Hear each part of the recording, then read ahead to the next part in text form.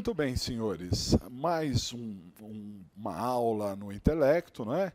E nós vamos falar de erro de tipo. Na verdade, nós já estávamos falando de erro de tipo e agora só uma pequena recapitulação para a gente encaminhar um pouco mais esse assunto. Então, dá uma olhadinha no slide, ó. Erro de tipo é o erro sobre uma das palavras que compõem o tipo penal, que fazem parte da descrição do tipo penal. Então, o tipo penal é composto ali de várias palavras, não é? Elementares, circunstâncias, e o agente pratica o tipo penal, mas alguma coisa prevista no tipo penal fez o agente se equivocar, ele não conseguiu entender o alcance do que ele estava praticando. Isso efetivamente é o erro de tipo, ok? Nós temos dois tipos de erro de tipo, que são os erros essencial e acidental. Vamos entender. Essencial, quando o agente não sabe que está cometendo uma infração. Se o agente não souber que está cometendo uma infração, nós temos ali um erro essencial. Vamos dar vários exemplos. Erro de tipo acidental é aquele quando o agente, apesar do erro, sabe que está praticando está cometendo uma infração, né? O erro não atrapalha, o agente mesmo com o erro sabe que está cometendo uma infração. Vamos dar bastante exemplo. Ah, professor, mas como é que a gente vai saber? Calma, com os exemplos vocês vão entender, né? O erro essencial, eu já falei vários exemplos, né? Os exemplos que eu dei no bloco anterior, nós estávamos falando exatamente disso, né? Do guarda-chuva, do caçador, não é? Do rapaz na balada, esses são erros essenciais, porque a gente não sabia que estava praticando crime. Agora, o acidental, ele sabe que está cometendo crime. Vamos dar vários exemplos, porque cai bastante na prova. Falando do erro essencial. O erro de tipo essencial pode ser inevitável ou evitável.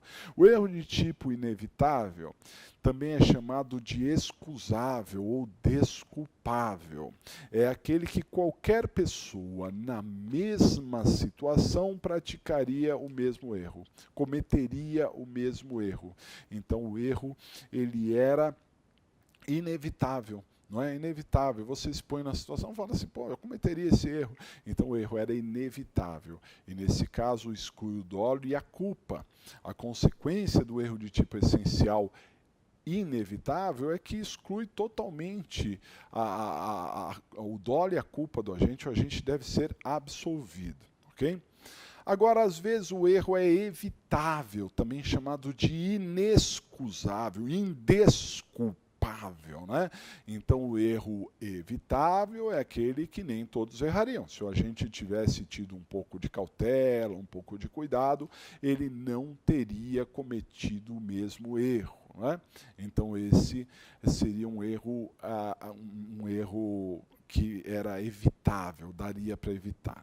Se o erro fosse evitável, exclui o dolo e permanece a culpa. Isso se o crime for punido a título de culpa, né? Porque muitos crimes não são punidos na sua modalidade culposa, ok?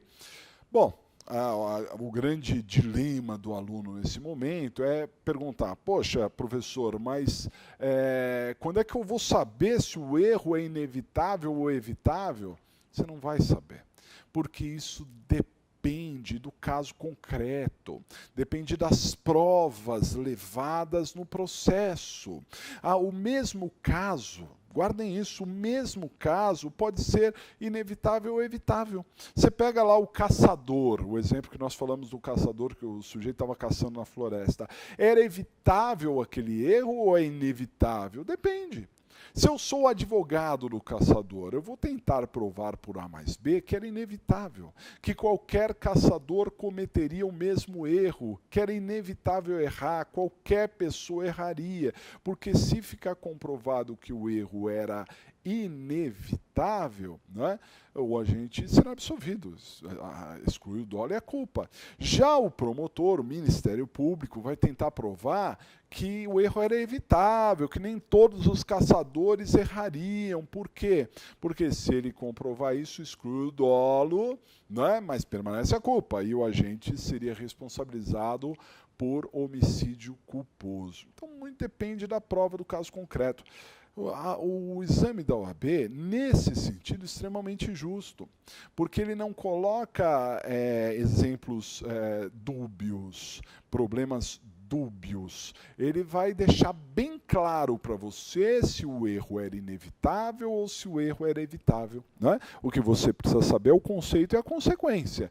Se é inevitável, exclui o dolo e a culpa. Se era evitável, exclui o dolo e permanece a culpa. É o que se chama de culpa imprópria. Se eventualmente falarem sobre esse tema, culpa imprópria é aquela situação que exclui o dolo, permanece a culpa e é punido a título de culpa. O erro de tipo essencial evitável. Ok? Muito bem. O erro de tipo essencial cai menos na prova do que o erro de tipo acidental. O erro de tipo acidental cai com muita frequência. Tem que tomar muita cautela, ok? Quando que nós temos o erro de tipo dito acidental? É aquele em que o agente sabe que é crime. Ele cometeu o erro, mas apesar do erro ele sabe que é crime. Por isso, guardem logo de cara, o agente será punido normalmente. Normalmente será punido e será punido normalmente pela sua conduta, ok? Vamos dar uma olhadinha aqui, ó. O erro de tipo acidental é que pune o agente na medida da sua intenção, pode ser sobre o objeto, pode ser sobre a pessoa, pode ser aberratio ictus, pode ser aberratio criminis, também chamado de resultado diverso do pretendido, ou aberratio delicti. Vamos entender um pouquinho mais sobre esses dois temas, né? Primeiro, o erro sobre o objeto. Quando se fala de erro de tipo acidental sobre o objeto, nós estamos falando de crimes que envolvam objetos, crimes que envolvam coisa, crimes patrimoniais. Imagine, pessoal, que o agente ele é ladrão. E aí ele está passando pela rua, quando tem uma loja de eletrodomésticos que tem eletrodomésticos quase na calçada, né? Tem muitas lojas que são assim, os eletrodomésticos são colocados assim, de uma forma muito ostensiva, estava quase na calçada. E aí o agente olhou e viu ali numa das prateleiras uma TV. Uma TV que não era muito grande, era uma TV pequena, mas uma TV que o ladrão ficou imaginando na casa dele, no quarto dele. Ele falou, essa TV é o que importa para mim, eu gostaria muito dessa TV. Era tudo que eu mais queria, era essa TV. Todavia eu não tenho dinheiro. Eu não tenho dinheiro para comprar essa TV, mas eu tenho pernas. Deus me deu pernas. Então, o que ele fez? Ele foi lá, pegou a TV na mão grande, já que estava ao alcance da mão dele, e saiu correndo. Né? Até algum funcionário tentou esboçar alguma coisa, deu uma gritada ali, mas o agente se esgueirou e fugiu com aquela TV. Chegando em casa, ele vai ligar a TV. E a TV não liga e não muda canal, ele não entende nada. Aí ele pegou e chamou um amigo dele, entendido nesses assuntos eletrônicos, né? E aí o amigo dá a sentença para ele, olha, meu caro, isso aí não é TV, isso é um monitor de computador. Você tá maluco, né? Enfim, o agente queria furtar uma TV, furtou um monitor de computador. Ele pode chegar lá perante o juiz e dizer, seu juiz, eu não quero essa porcaria não, tá aqui de volta, isso não serve para mim, né? O que eu queria era uma TV, mas eu errei, né? Eu sou um ladrão incompetente. Tá certo? Essas coisas colam na prova. Né? Às vezes você fala lá, imperícia. Ele fala, não, nada a ver com imperícia. Não é? Então, ele queria subtrair alguma coisa e subtraiu. Não é? Ele não queria subtrair uma coisa? Subtraiu. Ele não queria subtrair uma coisa alheia, móvel? Queria. Ele subtraiu? Subtraiu. Só que naquele tipo penal, subtrair coisa alheia, móvel, ele se equivocou com que palavra? Ele se equivocou com a palavra coisa. Porque ele não imaginava que estava subtraindo aquela coisa, um monitor. Ele achava que estava subtraindo outra coisa, qual seja uma TV. Não é? Então, esse erro é de tipo, porém ele é acidental, porque dá na mesma subtrair uma coisa, TV ou uma coisa, monitor, ele está subtraindo de qualquer forma e ele responde normalmente por furto. Queria chamar a atenção de vocês sobre o crime de bagatela. Embora já tenhamos falado em outra oportunidade, aqui cabe muito bem.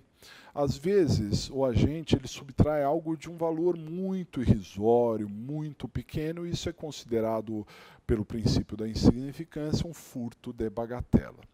Imagine, pessoal, que o agente queira subtrair uma bagatela, uma caneta lá sem vergonha, uma caneta que custa R$1 ou R$2, né? Então ele quer subtrair a bagatela e leva a bagatela. Todavia, aquela caneta não é uma caneta vagabunda. Ele achava que seria uma caneta vagabunda, mas não era. Era uma caneta super valiosa, né? Uma caneta que tinha ouro por dentro. Ele nem imaginava isso.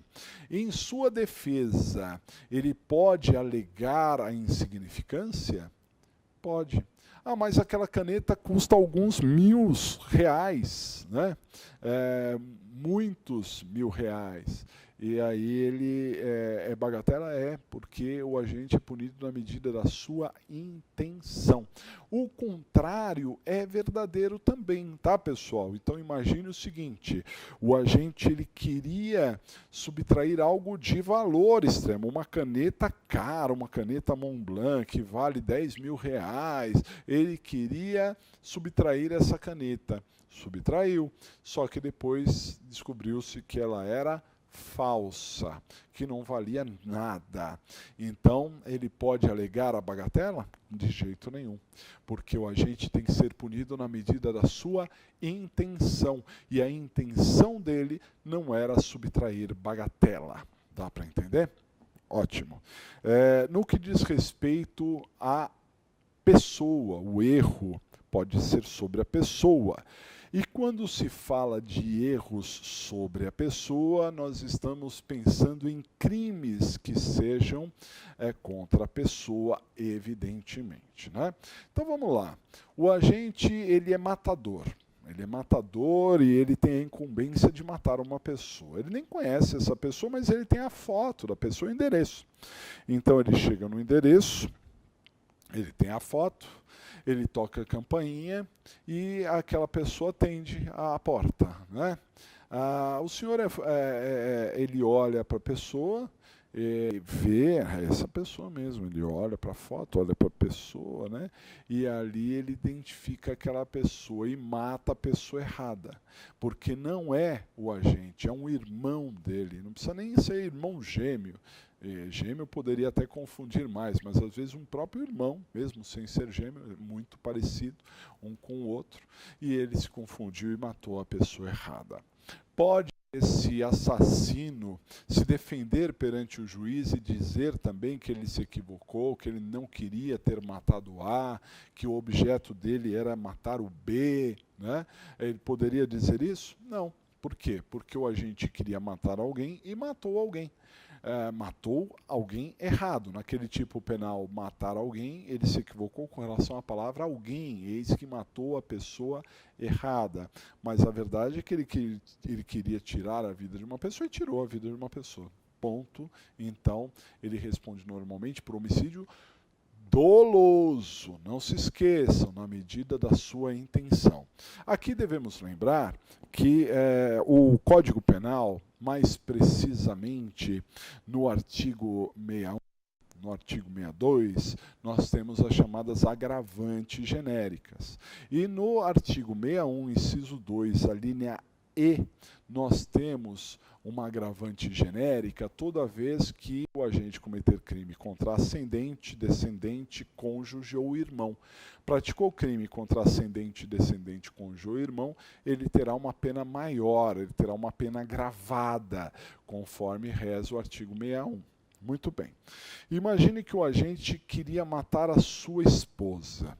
A sua esposa está de costas, mas ele olha e fala assim: eu odeio essa mulher, eu quero matar essa mulher.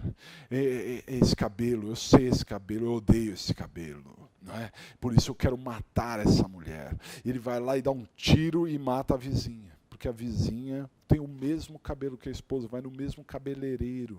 Então a vizinha morreu, que era parecida com a esposa do sujeito, né?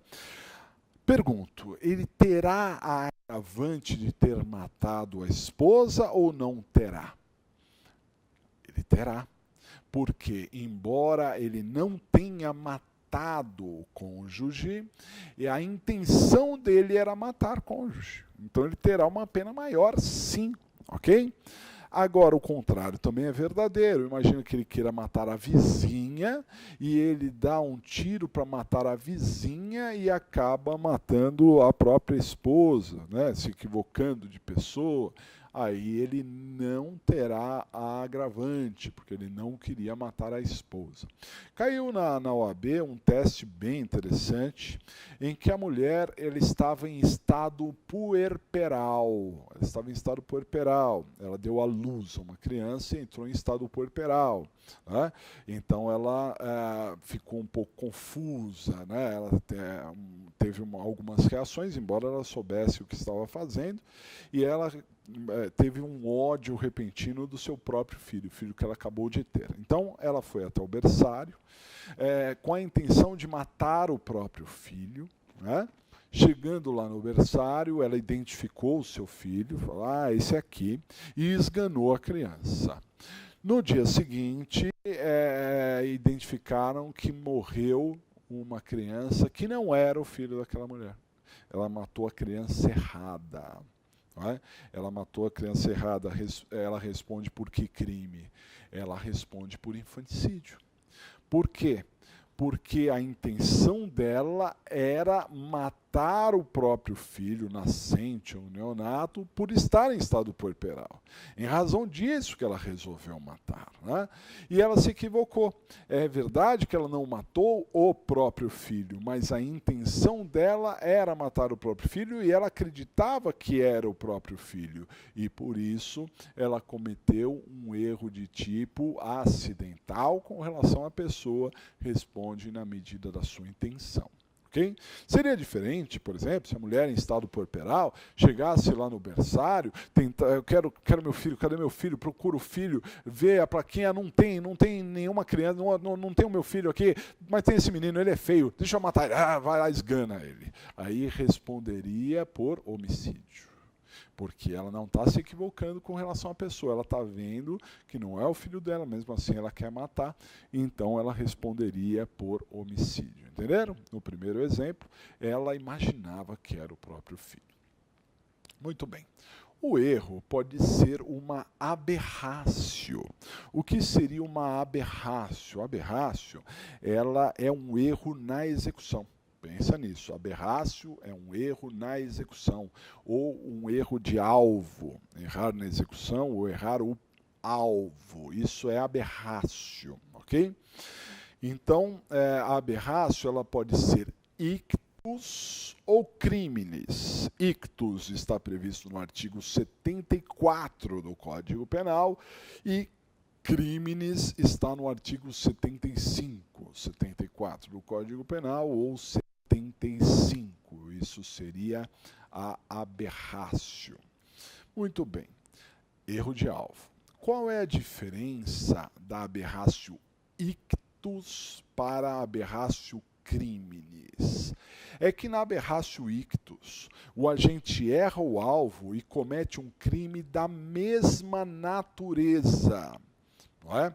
Já na aberrácio criminis, o agente erra o alvo e comete de outra natureza. Exemplos. Imagine que eu quero matar alguém, eu ponto para matar o A. Eu quero matar o A. Eu atiro no A, mas por um erro na execução, eu mato o B. O meu alvo era o A. Eu queria matar o A, mas eu errei o alvo e acabei matando o B. Então, nós temos ali uma aberratio ictus. Por que é aberratio ictus? Porque eu errei o alvo e cometi um crime da mesma natureza. Eu queria matar uma pessoa, acabei matando outra pessoa, outro alvo, mas é um crime da mesma natureza. Portanto, o aberratio ictus, e o agente responde na medida da sua intenção. Ele vai responder por homicídio doloso, não é culposo não, hein? É doloso. Então imagine essa cena, né? A pessoa discutindo aqui uma briga, tira, acerta alguém que está passando num ônibus lá. A chamada bala perdida. Vai responder por aquela morte, é um homicídio doloso, mesmo sendo em aberratio ictus. No aberratio criminis, o agente erra o alvo, mas comete um crime de outra natureza. Eu sempre dei esse exemplo e, curiosamente, caiu muito parecido na prova, né? Imagine que nós tivemos um acidente de trânsito. Teve um acidente de trânsito e aí as pessoas desceram e uma acaba acusando a outra. Ah, foi você que bateu, ah, você que não prestou atenção, não, você que brincou, não deu certo, aquela confusão, um incriminando o outro, né? Até que um deles perde o eixo e fala assim, fui eu, né? Fui eu que, então eu sou o culpado, é isso. Então, já que eu sou culpado, culpado e meio. Ele vai lá, pega no carro dele um bastão, né? Um taco de beisebol, e fala assim, bom, já que eu quebrei o seu carro, já que eu bati no seu carro, agora eu vou quebrar ele mesmo de vez. Então ele pega o taco de beisebol para quebrar o carro. Que crime que o agente quer praticar aqui? Ele quer praticar dano doloso, crime de dano, ok? Aí ele vai bater no carro quando o dono do carro entra na frente. E em vez de ele acertar o alvo, o carro, acaba acertando o alvo, dono do carro, não é? Acerta a cabeça do sujeito, causa morte do sujeito, ou causa lesões corporais no sujeito. Ele queria um alvo, que era o patrimônio, ele acabou acertando outro alvo, que é a pessoa. Então aqui nós temos o chamado aberratio criminis, também conhecido como aberratio delicti, o resultado diverso do pretendido. O agente, ele errou de alvo e cometeu um crime de outra natureza. Agora, cuidado, hein? Cuidado, porque aqui nós temos uma exceção. No aberratio criminis, o agente não responde na medida da sua intenção. O agente responde pelo que ele causou, se é que ele causou. Ele responde pelo que causou, se é que causou. Então vejam só, se o agente ele queria acertar o carro, em vez de acertar o carro, ele acertou a cabeça da pessoa, ele vai responder por essa lesão culposa ou por esse homicídio culposo, mas não teria sentido nenhum ele responder pelo dano, se ele não causou danos algum, ok? Então ele responde pelo que efetivamente causou, se é que ele causou. É bem verdade que ele pode, numa pancada só, acertar dois alvos. Pode? Pode, claro. Uma pancada poderia acertar o carro e a pessoa que está, por exemplo, dentro do carro? Claro que pode. Aí ele responderia pelos dois crimes. Ele responderia pelo dano e também pela lesão ou também pela morte em concurso formal. Em concurso formal, né? Seria uma forma de concurso formal se ele acertasse os dois ao mesmo tempo, ok? Então, tome cuidado com isso. Aliás, já caiu na prova exatamente essa situação, né? Vamos pegar o aberratio ictus, aquele que erra o alvo comete um crime da mesma natureza. E se o agente, através de um tiro só, matar uma pessoa, desviar e matar a outra, ele responde pelos dois crimes do concurso penal, não é? Ele responde pelo homicídio doloso e também pelo homicídio culposo que causou no terceiro, não é? Seria uma espécie de aberratio ictus, porque ele acertou um outro alvo que não que é da mesma natureza, mas ele responde pelos dois crimes. Agora, poderia ser aberratio criminis também? Poderia ser aberratio criminis se ele acertasse o carro e acertasse a pessoa respondendo pelos dois crimes em concurso também. Ok?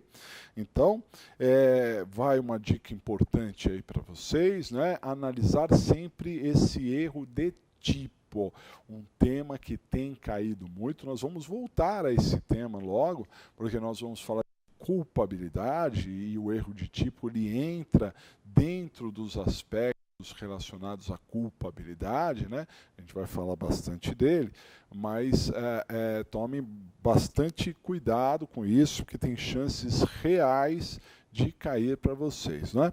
Então, em suma, pessoal, para a gente encerrar esse bloco, vamos pensar nisso. Crime, para ser crime, tem que ser típico. A conduta do agente tem que ser típica. Tem que ser uma conduta que foi aquela prevista pelo legislador. Se eventualmente a conduta não se enquadrou no tipo penal, o fato é atípico e não é crime. Agora, se o agente teve a conduta que se enquadrou, ele está praticando o tipo penal. Todavia, vamos lembrar que ele pode praticar um erro de tipo, e esse erro de tipo pode ser essencial ou acidental. Isso serve tanto para as elementares quanto para as circunstâncias. Ele pode ser essencial ou acidental. Essencial exclui o dolo e a culpa, ou só exclui o dolo, permanecendo a culpa. E o acidental, o agente responde normalmente na medida da sua intenção, com exceção do aberratio criminis, que ele responde pelo que causou. Ok? Muito bem, então encerrando mais este bloco, logo voltaremos com outro assunto da parte geral de direito penal. Até mais.